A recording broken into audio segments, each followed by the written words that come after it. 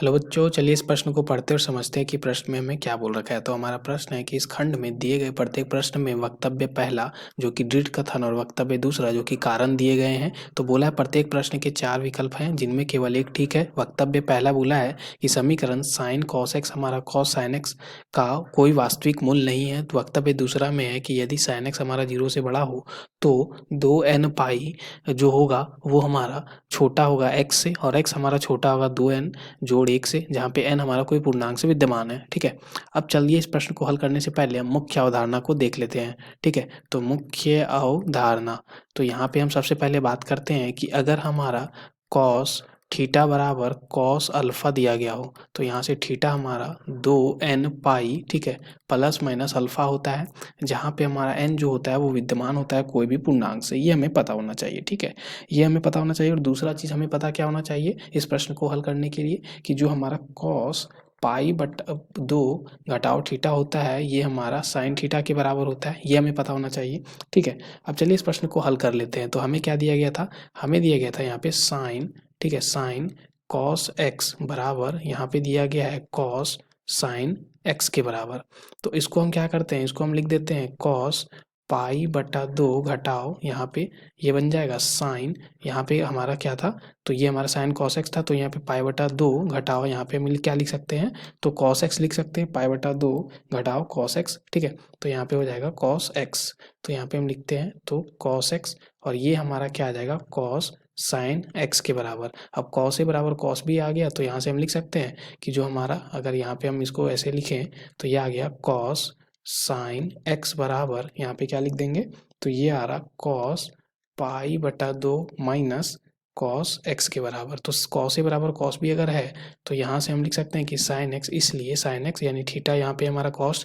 यहाँ पे थीटा और ये अल्फा हो जाएगा। तो साइन एक्स बराबर क्या हो जाएगा हमारा, तो 2n पाई, ठीक है, 2n पाई प्लस माइनस यहाँ पे क्या आ जाएगा पाई बटा 2 माइनस कॉस एक्स। ठीक है, ऐसा कुछ बन जाएगा जहाँ पे n जो है वो विद्यमान है प्राकृत, यहाँ पे माफ़ कीजिएगा पूर्णांक से। ठीक है, तो ऐसा कुछ आ गया। अब अगर इसको आगे हल करें तो यहाँ पे क्या आ जाएगा हमारा, देखो ये हमारा बन जाएगा साइन एक्स, और ये जो हमारा यहाँ पे है ये हो जाएगा माइनस प्लस, ठीक है, कॉस एक्स, और इधर आके फिर से प्लस माइनस हो जाएगा, तो प्लस माइनस यहाँ पे हम लिख सकते हैं इसको कॉस एक्स बराबर क्या आ गया 2n pi plus minus pi बटा 2। ठीक है, ऐसा कुछ आया। अब अगर यहाँ से अगर हम देखें तो ये हमारा क्या आ जाएगा, देखो ये 2n जोड़ यहाँ पे प्लस माइनस 1/2, ठीक है, और पाई को हमने बाहर ले लिया, और ये हमारा क्या आ जाएगा साइन एक्स प्लस माइनस यहाँ पे क्या आ जाएगा कॉस एक्स। ठीक है, ऐसा कुछ आ गया। अब इसको आगे हल करते हैं तो इसके लिए हम क्या करते हैं, वर्ग कर देते हैं दोनों तरफ। ठीक है, तो दोनों तरफ वर्ग करने पे, दोनों तरफ, दोनों तरफ वर्ग करने पर हमें क्या मिलेगा, देखो यहाँ पे हमारा क्या आ जाएगा, ये हमारा हो जाएगा sine x plus minus cos x का वर्ग। ठीक है, और दाएं तरफ हमारा क्या आ जाएगा, तो दाएं तरफ आ जाएगा 2n plus minus 2n plus minus 1/2 का वर्ग। ठीक है, और ये हमारा क्या बन जाएगा पाई का वर्ग। अब देखो इसका अगर हम वर्ग कर रहे हैं तो ये हमारा क्या हो जाएगा साइन का वर्ग, ठीक है, साइन एक्स का वर्ग जोड़ यहाँ पे क्या आ जाएगा कॉस का वर्ग। ठीक है, और ये हमारा क्या बन जाएगा यहाँ पे, तो प्लस माइनस 2ab बन जाएगा, यानी कि यहाँ पे क्या बन जाएगा प्लस माइनस 2 गुना साइन एक्स कॉस एक्स बन जाएगा। ठीक है, और ये हमारा किसके बराबर हो जाएगा, तो यहाँ पे 2n जोड़ प्लस माइनस 1/2 का वर्ग और यहाँ पे पाई का वर्ग के। ठीक है, ऐसा कुछ बन जाएगा। अब ये देखो ये साइन एक्स का वर्ग और कॉस एक्स का वर्ग हमारा एक होता है। ठीक है, तो ये एक आ गया, और यहाँ पे अगर हम देखें तो ये क्या बन जाएगा प्लस माइनस, ये हमारा साइन 2x का सूत्र होता है। ठीक है, तो साइन 2x लिख देंगे बराबर, यहाँ पे ये हमारा क्या आ जाएगा, तो ये अगर हम देखें तो ये हमारा बन गया 2n, ठीक है, 2n प्लस माइनस 1/2 का वर्ग। ठीक है, और ये पाई का वर्ग।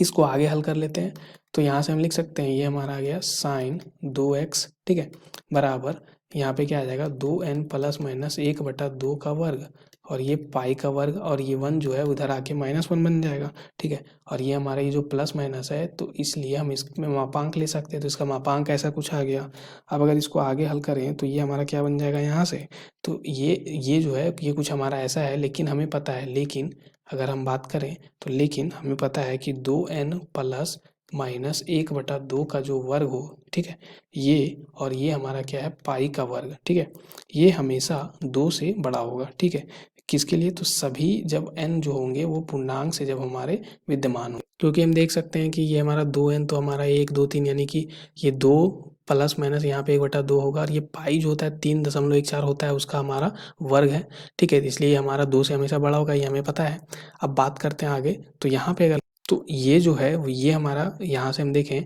तो ये हमारा क्या आ गया, हमेशा 2 से बड़ा आ गया, तो यहाँ पे इसके जगह पे हम क्या लिख सकते हैं, इसका जो हमारा सबसे छोटा मान है वो 2 है, तो 2 घटाओ 1 हो जाएगा, इसको समीकरण 1 बोल देते हैं, तो इसलिए समीकरण 1 से, ठीक है, समीकरण समीकरण 1 से,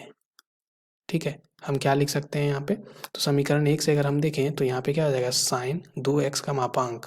ठीक है, साइन 2x का जो मापांक होगा वो हमेशा क्या होगा, बड़ा होगा 1 से, ठीक है, क्यों, क्योंकि हम यहाँ से देख सकते हैं कि ये हमारा इसका सबसे छोटा मान जो हम रख रहे थे 2, ठीक है, तो यहाँ पे हमने 2 रखा तो 2 माइनस 1 हो गया, तो ये हमारा हमेशा 1 से तो बड़ा ही होगा, तो ये हमारा 1 से बड़ा हो गया, लेकिन हमें पता है कि साइन जो थीटा होता है हमेशा -1 से 1 के बीच होता है, तो 1 से तो बड़ा कभी संभव ही नहीं है, ठीक है, जो कि यहाँ पे लिखेंगे जो कि संभव नहीं है, ठीक है, संभव नहीं है,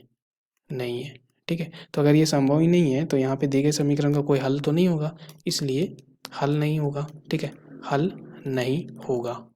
ठीक है, तो दिए गए समीकरण के लिए कोई भी हल नहीं होगा। तो अगर कोई भी समीकरण दिए गए समीकरण के लिए कोई भी हल नहीं होगा तो यहाँ से हम बोल सकते हैं कि ये जो हमारा विकल्प दिया गया था, ठीक है, यहाँ पे हम देखें वक्तव्य पहला कि इसका कोई भी वास्तविक मूल्य नहीं है, ये कथन हमारा सत्य आ गया। दूसरे में हम बात करें कि अगर साइन एक्स हमारा 0 से बड़ा हो, ठीक है, तो अगर हम बात करें कि चूंकि साइन एक्स अगर हमारा 0 से बड़ा है, ठीक है, तो अगर ये हमारा 0 से बड़ा है तो ये इसमें साइन एक्स हमेशा हमारा धनात्मक कब होता है, तो पहले तथा दूसरे चतुर्थांश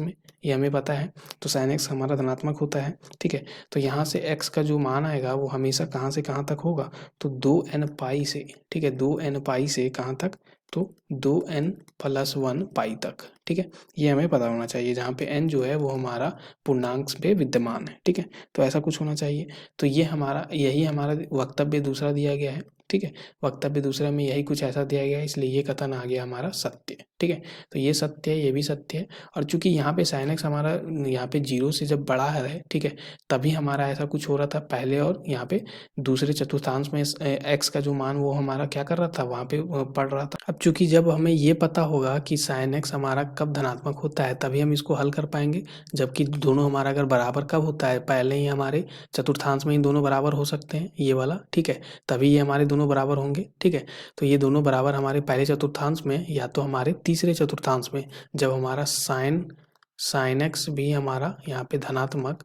और कॉस एक्स भी धनात्मक, ठीक है, ये हमारा कब होता है, तो पहले चतुर्थांश में, और दोनों के दोनों जो हैं वो हमारे ऋणात्मक कब होते हैं, तो तीसरे चतुर्थांश में, ठीक है, तो ये चीज़ हमें कब पता चलेगा, जब हमें ये पता होगा, तो इसलिए हमारा दो जो वक्तव्य है वो पहला का सही स्पष्टीकरण है, इसलिए दिए गए हमारे विकल्प में पहला जो हमारा विकल्प है बिल्कुल सही विकल्प है कि वक्तव्य पहला सत्य, वक्तव्य 2 सत्य, वक्तव्य 2 वक्तव्य 1 का सही स्पष्टीकरण है। आशा करते हैं आपको इस प्रश्न का हल समझ में आ गया होगा। धन्यवाद बच्चों।